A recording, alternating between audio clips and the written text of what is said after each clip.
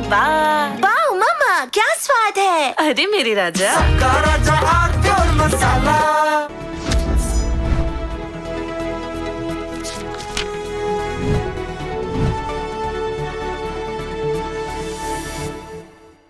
नमस्कार। कल मध्य रात्रि की बात सोनम वांगचुक ने मेदांता हॉस्पिटल में अपना अनशन तोड़ दिया। जगत प्रकाश नड्डा और जितेंद्र सिंह, मोदी सरकार के दो मंत्रियों ने उनके समक्ष सरकार ने जो वांगचुक की मांगे मानी थी उनका वाचन किया। वांगचुक ने उसको सुना, हामी में सिर हिलाया और फिर जगत प्रकाश नड्डा ने उनको एक कप में थोड़ा सा जूस पिला के उनका अनशन खत्म कराया। ये कथा है रात 12:40 के आसपास की। लेकिन वांगचुक के अनशन समाप्त करने से जंतर मंतर वाला स्यापा नहीं निपटता, क्योंकि जंतर मंतर वालों ने कह दिया कि हमारा जंतर भी जारी है, हमारा मंतर भी जारी है। यानी कॉकरोच जनता पार्टी अपना अनशन यथारूप यथावत जारी रखेगी वांगचुक के अनशन खत्म कर देने के बाद भी, क्योंकि जंतर मंतर की एक ही मांग है कि धर्मेंद्र प्रधान इस्तीफा दें।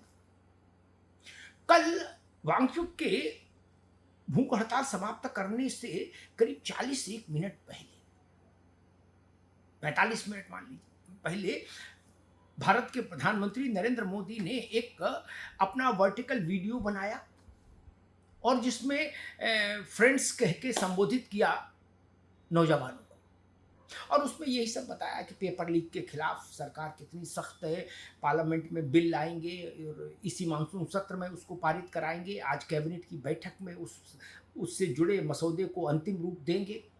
ये सब बातें उन्होंने कही। लेकिन इन सब के बाद भी धरना खत्म नहीं हुआ,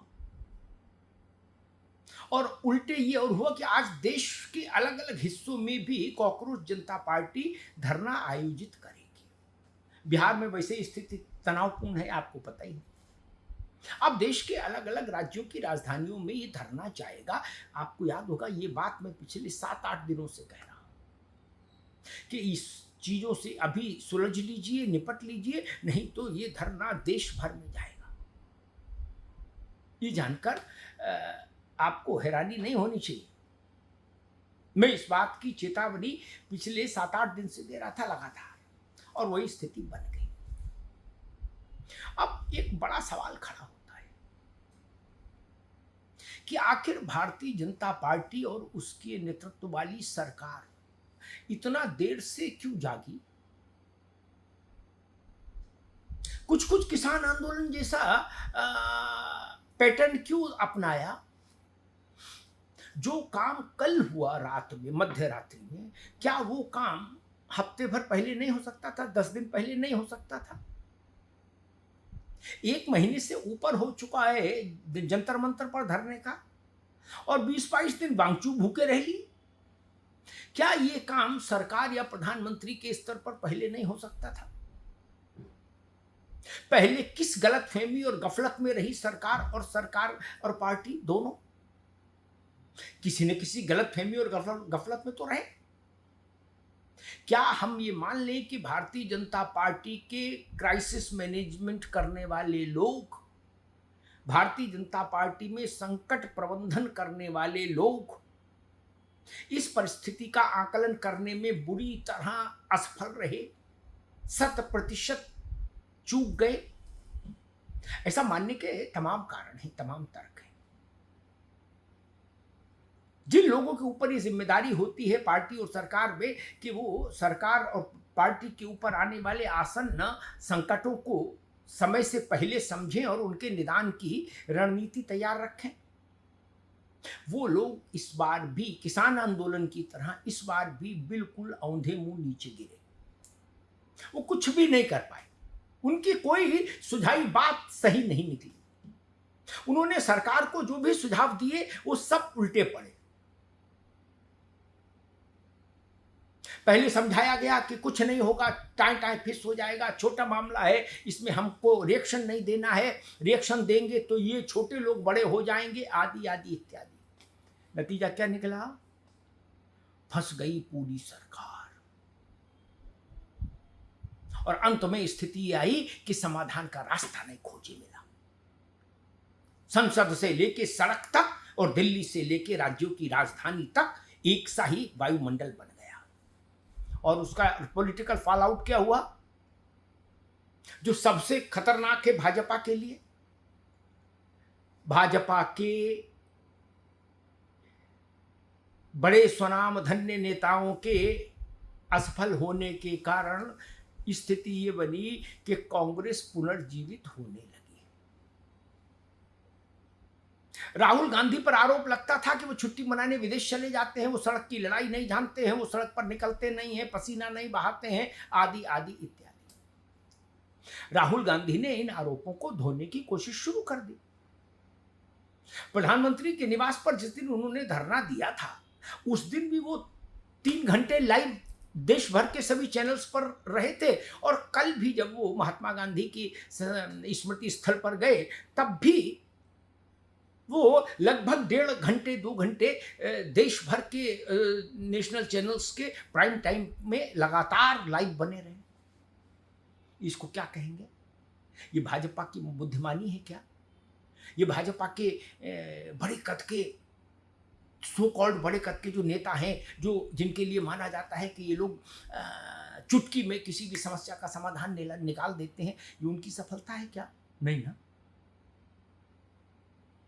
कहीं तो चूक हुई है, कहीं तो औंधे मुंह गिरी है। सारी रणनीति, समरनीति, व्यूह रचना, सारे स्ट्रोक ये तो जान ही रही है। अन्यथा जो कल रात में 12 बजे से 12:45 के बीच में हुआ, वो काम 15 दिन पहले हो जाता तो ना बांस रहती ना बांसुरी बजती, संकट मिटे कटे सब पीरा हो जाता। लेकिन ऐसा नहीं होने दिया आपने।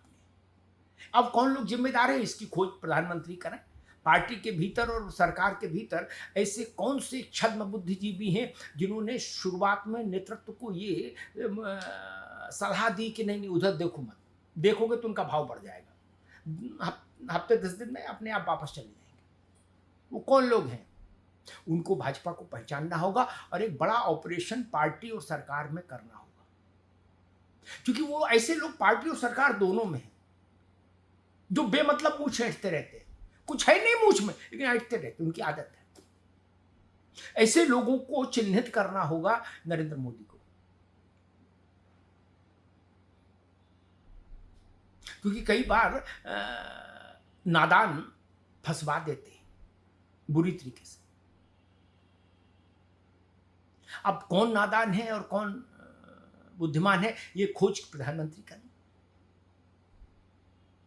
लेकिन अगर यही काम प्रधानमंत्री को सलाह देकर 2 हफ्ते पहले करा दिया गया होता तो सबका कद बढ़ता और शायद राहुल गांधी को अवसर भी नहीं मिलता ये प्रधानमंत्री के निवास पर धरना देने का और गांधी स्मृति पर जाने का। 120 से 130 सांसदों को लेकर अवसर नहीं मिलता। और ये बात भाजपा के और राष्ट्रीय स्वयंसेवक संघ के बड़े लोग अच्छे से जानते हैं कि अगर भाजपा की किसी गलती से कांग्रेस का रिवाइवल हो गया तो भारतीय जनता पार्टी के लिए वह चुनौती पूरे देश भर में भारी पड़ेगी। इससे कोई इनकार नहीं कर सकता, न संघ में न भाजपा में।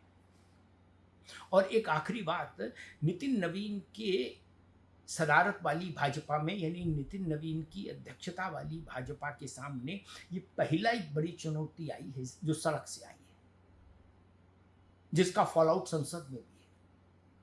नितिन नवीन की भाजपा उस चुनौती से निपटने में बुरी तरह लड़खड़ाती हुई नजर आई है, बुरी तरह लड़खड़ाती हुई, ये भी नोट करिए। उनके अध्यक्षीय कार्यकाल में पहली चुनौती आई और इसमें ही पार्टी औंधे मुंह गिरी भर भरा के। कोई नैरेटिव सेट नहीं कर पाई पार्टी, किसी नैरेटिव का काउंटर नहीं कर पाई। प्रचार और दुष्प्रचार दोनों का काउंटर नहीं कर पाई। सिसकी सी ठिठकी सी कहीं खड़ी रही पार्टी। ये विचार नितिन नवीन को भी करना होगा और उन लोगों को भी करना होगा जो नितिन नवीन को लाए कि संकट, इस पहले संकट में पार्टी ने कैसे रिएक्ट किया है, कैसे एक्ट किया है, इसकी भी समीक्षा होनी चाहिए। इम्तिहान प्रधानमंत्री का था तो नितिन नवीन का भी था। समीक्षा नितिन नवीन की भी होनी चाहिए। राष्ट्रीय अध्यक्ष हैं, पार्टी को चलाने का और नेतृत्व देने का जिम्मा उन्हीं के पास है, ये ध्यान रखें। धन्यवाद।